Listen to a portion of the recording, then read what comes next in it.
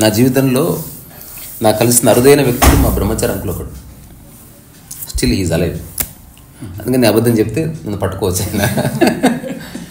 So ఏది ఎలా ఉన్నా, లైఫ్ ఎట్లా ఉన్నా, ఆర్థిక సమస్యలు ఉన్నా, కుటుంబ సమస్యలు ఉన్నా, నిరంతరం ఉత్సాహంగా ఉండడం అతనిలో చూసుకున్నాను.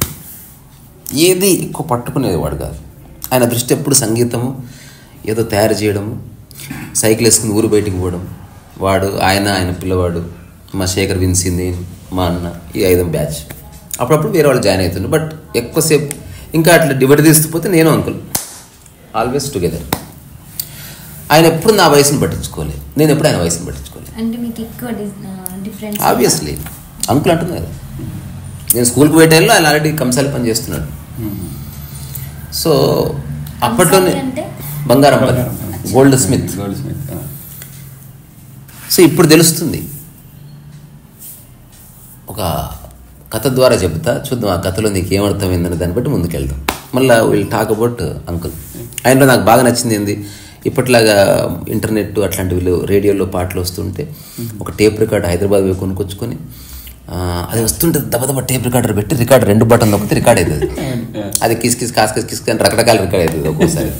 అయినా సరే పాట మీద ఉన్న ఆసక్తి, క్లారిటీతో సంబంధం లే. ఆ రాగం ఏంది, ఎవరు పాడారు, ఎంత బాగా పాడారు, ఎంత బాగుంది అంటే కళ్ళలో వెలుగు చూసి నేను స్కూల్ నుంచి రాగానే ఈ పాట విన్నావు ఎంత బాగుంది. అట్లా విన్న పాటలో ఒక 2-3 చెప్తా. ఇప్పుడు ఇంతకుముందు మనం పాడుకుంది, హైలో హైలేసా హంస గదాన పడవ ఉయ్యాలూగినది ఊగిసలాడినది, హైలో హైలేసా హంస గదాన పడవ హయ్యా, నదిలో నా రూపు నవనవలాడినది, ఏదో అందముతో మిసమిసలాడినది, ధరన వయ్యారము పాడెగదా పదే పదే, హైలో హైలో. ఈ పాట తర్వాత ఇంకొకసారి ఇది మన నన్ను దోచుకుందు అంటే, అందులో ఘంటసాల ఇట్లా పాడింటే బాగుండు అంటే చూడు పాట బాగుంది. అందులో అది ఏది,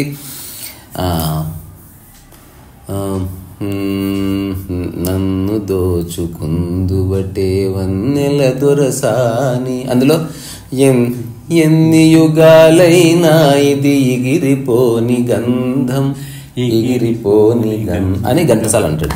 అట్లా కాకుండా ఇట్లంటే బాగుండు, ఎన్ని యుగాలైనా ఇది ఎగిరిపోని గంధం అంటే బాగుంటుంది, గంధం కదా అట్లా ఉండాలి అని ఆయన అంటే చూడు చమత్కారం లైఫ్ లో గంధాన్ని తీసినట్టుగా. తర్వాత ఇప్పుడు నేను పాడే పాట ఎవరికి తెలియదు, అందరూ సింగర్సే.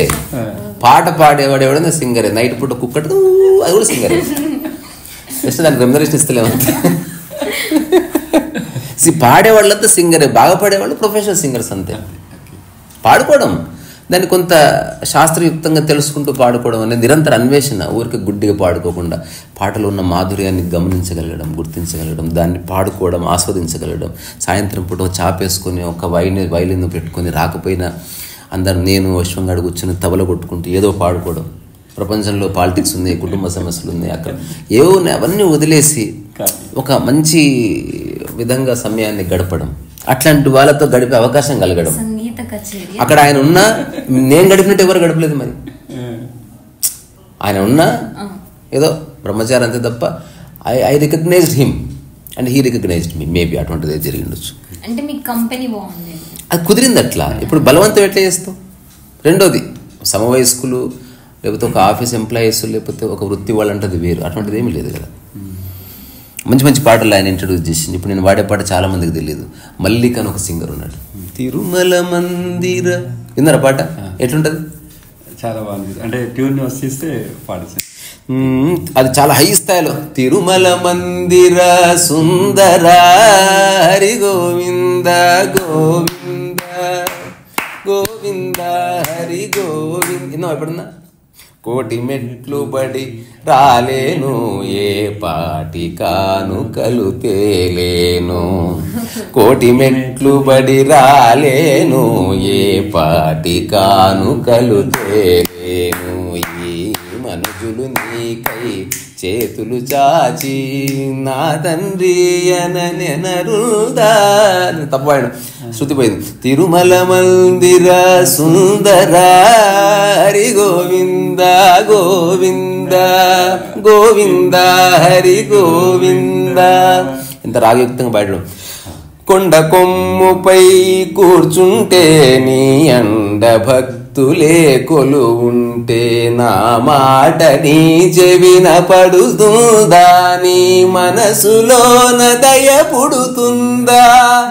హరి గోవింద గోవింద తిరుమల మందిర సుందర హరి గోవింద. ఇది మంచి పాట. ఇది ఇప్పుడు ఈ పాట చూడు, అసలు నేనున్న వాతావరణానికి ఈ పాట ఇంట్రడ్యూస్ చేయడం, నాకు కలిసి పాడుకోవడం, సైకిల్ మీద ఊరు బయటికి పోవడం, అట్లా అడవుల్లోకి పోవడం, అట్లాంటి అవకాశం ఆయన నాకు ఇచ్చాడు. Still I cherish. ఎప్పుడు మా ఊరు వెళితే ఆయనను చూసి వస్తానంతే, ఎవరిని కలవను. అలాగని నాకు ఎవరి మీద లేదు, నా దృష్టిలో ఆ ఊర్లో ఎవరు లేనే లేరు. తప్పకుండా వెలుగో మన కారు వేసుకుపోదాం అచ్చంపేట, మస్తుంటుంది సిట్టింగ్. ఇప్పుడు పోతే అన్ని పనులు మాని సంగీతమే, అది తప్పో ఒప్పో పాడుకోవాలంతే. నేను వైలిన్ నేర్చుకుంటాను తెలిసి ఆశ్చర్యపోయాడు. ఒకసారి నేను ఆయన ఫోన్ చేస్తే ఊరికే భైరవ్ వాయించిన, అది ఆయన ఎవరో రేడియోలో దేంట్లో వస్తుంది అనుకున్నాడు. ఆయన గురించి చెప్పలేదు నేను, ఎందుకంటే అసలు వైలిన్ వాయిస్ చెప్పలేదు.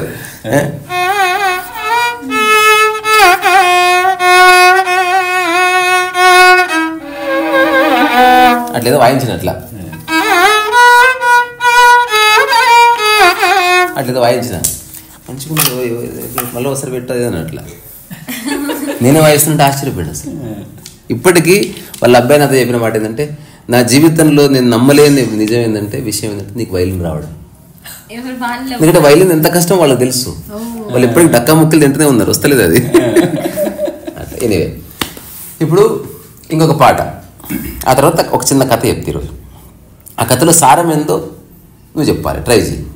చిన్న సారం ఉంది అంటే మనిషి అక్కడ మిస్ చేసుకుంటున్న విషయాన్ని తెలిసి. ఇంకో పాట, భగవాన్ భగవాన్ భగవాన్, ఈ పాట చాలా బాగా ఇష్టం. తర్వాత బులా నహీ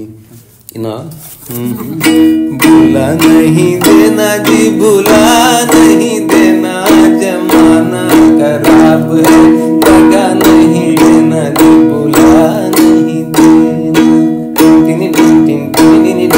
ఈ పాట బాబా ఎంత బాగుంది. దాంతోపాటు మంచి మంచి కీర్తనలు. అప్పట్లో నేను చౌడయ్య వైలిన్, ఆ వైలిన్ స్పెషాలిటీ ఉంది.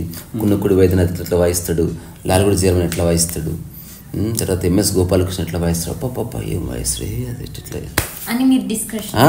నాకేం తెలియదు, నేను వినేవాడిని. అసలు వినవలసిన అవసరం ఉంది. ఇప్పుడు క్వశ్చన్, ఇప్పుడు ఎవడేం చెప్పిన ఎందుకు వినాలి, అది అందరికీ చెప్తున్నాడు. బట్ మా ఇద్దరికి కుదిరింది అట్లా. సాయంత్రం అయితే చుక్కల గురించి మాట్లాడడం, నా చుక్క అక్కడ లేకుంటే అక్కడ ఉండే, అక్కడ ఉందని ఎట్లా తెలుసు అంటే ఏదైనా లేక లిఖిత పెట్టుకోవాలి. ఈ బిల్డింగ్ కొనకు ఆ చుక్క కనిపిస్తుంది చూడు, రేపు ఇక్కడ నిలబడి చూస్తే ఆ చుక్క పక్కకు పోయి ఉంటుంది అంటే అర్థమైంది భూమి తిరుగుతుంది అంటే ఏదో తిరుగుతుంది. ఇట్లా మాట్లాడుకుంటాను అంటే మంచిగా ఇప్పుడు కథ చెప్తా. ఒక వ్యక్తి డైమండ్ కావాలంట. ఒక గురువుని అడిగితే లేదా దేవుడిని అడిగితే నీకేం కావాలి, స్పష్టత ఉందంటే నాకు డైమండ్ కావాలి ఒక్కటి, దాన్ని నమ్ముకుని డబ్బు చేసుకుంటాను అంట. సరే ఏది ఊరికి రాదు కదా, నువ్వు కోరేది డైమండ్, దాన్ని కొంచెం శ్రమించాలి. ఎంత శ్రమైన ఇస్తాను, నా జీవితాన్ని ఇస్తాను అంట. సముద్రం ఒడ్డుకు పో, అక్కడ తేలారు కథ కాబట్టి. కొన్ని వందల వేల రాళ్ళు ఉన్నాయి. ఈ అన్ని రాళ్లలో ఒక్క రాయిలో కూడా డైమండ్ ఉంది. నువ్వు ప్రతి రాయి పలగొట్టి చూసుకో, నీకు డైమండ్ కావాలంటే తప్పదు. చెప్పాడు దేవుడు కదా చెప్పింది. సరే అని చాలా ఉత్సాహంగా ఒక రాయిని పలగొట్టాడు. చూశాడు, పలగొట్టడం కష్టం అయిపోతుంది. తర్వాత సుత్తి గిత్తి జమ చేసుకున్నాడు, కొడుతున్నాడు. నెల గడిచింది, ఓ రాళ్ళ కుప్ప ఏర్పడ్డది. డైమండ్ లేదు, హోప్ ఉంది. మళ్ళీ రాళ్ళు తీస్తున్నాడు, కొడుతున్నాడు. చూస్తుంటారు ఒక్కొక్క రాయి పగిలి ముక్కలు అయిపోయి పెద్ద రాళ్ళ కుప్ప గుట్ట ఏర్పడ్డది. ఇప్పుడు అతను నడవడానికి సాధ్యమైతే లేదు. ఆ తర్వాత ఈ రాళ్ళ కుప్ప అంతా ఈ ఊరు కొంచెం దూరం వేశాడు. తర్వాత రాను రాళ్ళ కుప్ప ఎట్లా లాక్కపోవాలి, ఎందుకంటే మనకు అడ్డం కావద్దు కదా. తర్వాత దెబ్బలు దాక్కుతున్నాయి, ఎట్లా టెక్నిక్ తెలుసుకున్నాడు. ఏ రాయి ఎటు పక్క మలిపి కొడితే పట్టం తగులుతుంది, ఇట్లాంటివన్నీ. తర్వాత రాను ఏమైంది, మొత్తం రాళ్ళ కుప్పనే. సంవత్సరం గడిచింది, సగం అయిపోయింది, 2 ఏళ్ళు గడిచింది, 80% అయిపోయినాయి. మళ్ళీ నిరాశ వచ్చింది. వద్దనుకుంటున్నాడు. బా ఇంత కొట్టాను కదా, ఇంకొక్కటి కొంచెం కొడితే అయిపోతుంది, మళ్ళీ స్టార్ట్ చేస్తాడు. ఇంకా లాస్ట్ ఇంత గొప్ప మిగిలింది అంతే. దాని దిక్కు చూసుకుంటూ కూర్చుంటాం. అంటే 10 ఏళ్ళు అయిపోయింది, ఇందులో ఉంటుందా? ఎక్కడో సంశయం. ఆ రాయలు ఉంటుందా, ఈ రాయలు ఉంటుందా, ఏదో అది ఉంటుంది కదా. మళ్ళీ తెచ్చి కొడుతున్నాడు. ఇప్పుడు రాళ్ళ కుప్ప కట్టే ఓపిక లేదు, ఇట్లా కొడుతున్నాడు, తీసి ఇసిరేస్తున్నాడు సముద్రంలో. కొట్టాడు, 2 ముక్కలు ఇడిపోయింది, అందులో లేదు, ఇసిరేస్తున్నాడు. కొట్టాడు, డైమండ్ కూడా వచ్చింది, ఇసిరేసాడు. ఇంతే కథ. చాలా మంది మనుషులు చేసే తప్పిది, ఎవరో ఒకరు మోసం చేశారని సమస్త మానవ జాతిని వదిలేసుకుంటారు. నీ లైఫ్లో నిజంగా సహాయం చేసేవాడిని దేన్ని దానిగానే చూడు. అందరు మనుషులు ఒకటి ఎట్లా, ఆ వివేకం ఉండాలి. అందుకే పరమహంస వివేకానందునికి ఆ పేరు పెట్టాడు, నరేన్ వివేకానందుడు అని పెట్టాడు. వివేకం అంటే ఏది మంచి ఏది చెడు తెలిసినవాడు, ఏది తన పని తెలుసుకుని మిగతాది ఏది తన పని కాదో తెలుసుకునే ఆ డిస్క్రిప్షన్ ఉన్నవాడు. వివేకం అత్యంత ముఖ్యమైనది ప్రపంచంలో. నువ్వు ఏదన్నా రెండిట్లో ఒకటి ఎంచుకుంటే వివేకమే పనిచేసేది. అందుకే అంటారు కదా, నువ్వు అవివేకివిరా అంటే రాంగ్ డిసిషన్ తీసుకున్నావని. వివేకం అంటే రెండిట్లో ఏది ఎంచుకోవాలి, 2 బాగానే ఉన్నాయి, అక్కడ వివేకం పనిచేస్తుంది. 2 కార్లు ఉన్నాయి, వివేకం పనిచేస్తుంది. ఒక అమ్మాయికి 2 లవ్ లెటర్ ఇచ్చారు, వివేకం పనిచేస్తుంది. నిరంతరం నీకు వివేకం అనేది ఒక ఇట్లా ఊగుతూ ఉంటుంది. సో చాలామంది చేసే తప్పదే.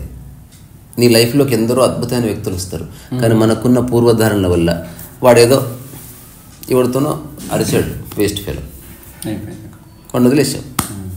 అది తీసేస్తే వాళ్ళు ఎన్నో గుణాలు ఉండదు. మనం ఒక్కదాన్ని పట్టుకుని మొత్తాన్ని వదిలేస్తున్నాం. అందుకే నేను చెప్తా, అంశాల వారిగా మాట్లాడు, మనిషిని వదిలిపెట్టకు. ఎవరిని వదిలిపెట్టకు. అసలు నీకు పరిచయమే ప్రతి 800 కోట్ల పైచిలుకున్న ఈ ప్రపంచంలో నీ లైఫ్లో కొందరే వస్తున్నారు. వాళ్ళు ఏదో సందేశం తీసుకొస్తున్నారు. వాడి వల్ల నేర్చుకోవాల్సింది ఉంది, ఎలా ప్రవర్తించాలి, ఎలా ప్రవర్తించకూడదు. వాడిని వదిలిపెట్టకూడదు.